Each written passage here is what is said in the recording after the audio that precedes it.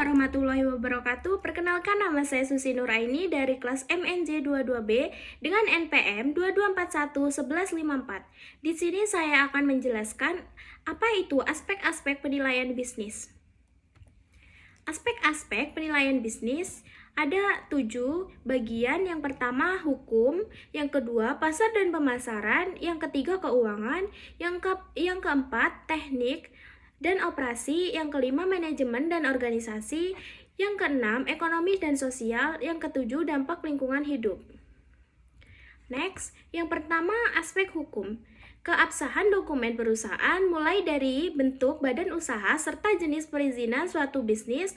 Pentingnya dokumen atau legalitas usaha adalah membangun kepercayaan terhadap konsumen dan mengumumkan hak-hak perusahaan atau organisasi bisnis secara hukum. Bentuk badan usaha, usaha dagang atau UD, perusahaan komoditer atau perusahaan perseroan terbatas. Jenis perizinan usaha, surat keterangan usaha tingkat RT dan kelurahan, nomor induk usaha tingkat daerah dan kota atau kabupaten yang dikeluarkan oleh Dinas Perizinan. Komoditer, Vennootschap, dan perseroan terbatas atau PT yang melibatkan perbankan, notaris, Kemenkumham, pendaftaran nama usaha, serta pengadilan negeri. Yang kedua, aspek pasar dan pemasaran. Keabsahan dokumen perusahaan mulai dari bentuk badan usaha serta jenis perizinan suatu bisnis. Pentingnya dokumen atau legalitas usaha adalah membangun kepercayaan terhadap konsumen dan mengumumkan hak perusahaan atau organisasi bisnis secara hukum. Yang ketiga, aspek pemasaran dan pemasaran. Aspek pasar meliputi beberapa besar luas pasar, mengukur dan meramal permintaan dan penawaran, pertumbuhan permintaan, tren dan proyeksi, persaingan antar produsen, siklus hidup produk, ketergantungan usaha terhadap produsen, konsumen, sumber daya alam. Aspek pasar dan pemasaran. Aspek pasar pemasaran meliputi segmenting, target, position, sikap, perilaku, dan kekuasaan konsumen, strategi kebijakan dan program pemasaran, pembaruan pemasaran. 4P, produk, price, pledge, promotion.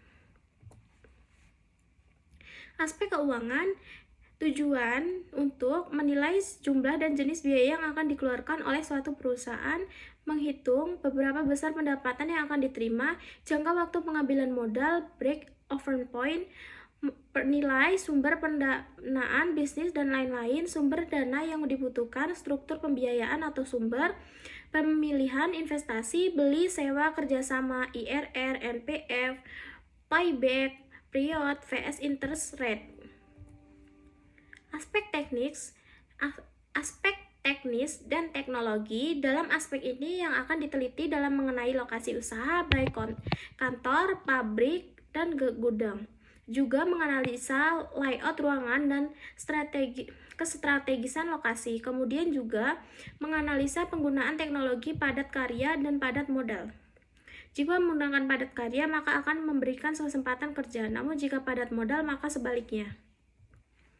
Aspek teknik dan teknologi, pemilihan strategi produksi, pemilihan dan perencanaan produk yang akan diproduksi, perencanaan kualitas, pemilihan teknologi, perencanaan kapasitas dan produksi, manajemen persediaan, jenis teknologi, pengawasan kualitas produk, peralatan dan mesin, lokasi pabrik, layout pabrik, perkembangan teknologi.